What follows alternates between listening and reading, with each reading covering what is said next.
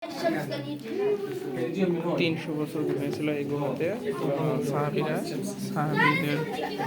সাহাবীদের ঘুমিয়েছিল এবং ভিতরে যে জিনিসপত্র ব্যবহার করতো বা মাটির জিনিসপত্র, এটা সেই জিনিসপত্র, এটা পানি পান করতো বা যে জন গ্লাস এগুলো দেখা যাচ্ছে, এগুলা দেখেন।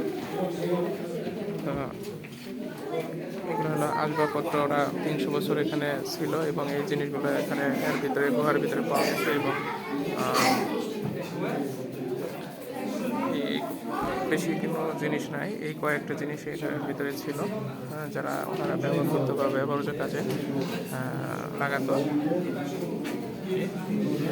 এই অবস্থা এখানে, এই গুহার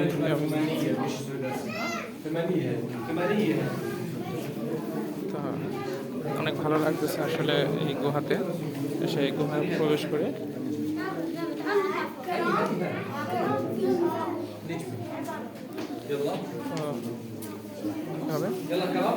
আসসালামু আলাইকুম।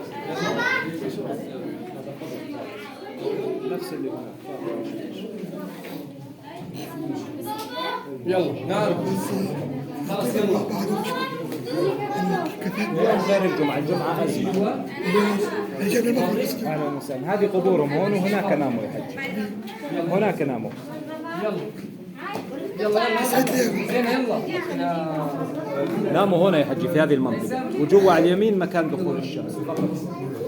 يلا يا اخوان، اللي شاف يعطي المجال لغيره. মানে বোঝাইলো এখানে কি কি অবস্থান ছিল, এখানে কি কে কি করতো, কি অবস্থা। আমরা দেখে বাইরে হচ্ছি এখন। না, আমরা সবাই আসছি মেকানিক মিলে। হ্যাঁ, না সকবাই আসে নাই, সকবাই আসে নাই। এই হলো সাহাবীর মাজার। 7 সাহাবী এই গুহায় ঘুমিয়েছিল দীর্ঘদিন, সেটা আমি আগে বলছি।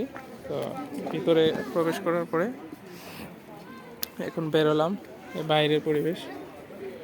তো এই হলো অবস্থা এখানকার। তো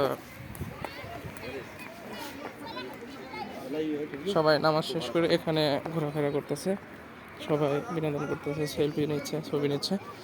এখানে সামনে যে বোরকা পরা মহিলা দেখতে হয়, এটা সব আমাদের বাঙালি। এটা মসজিদ।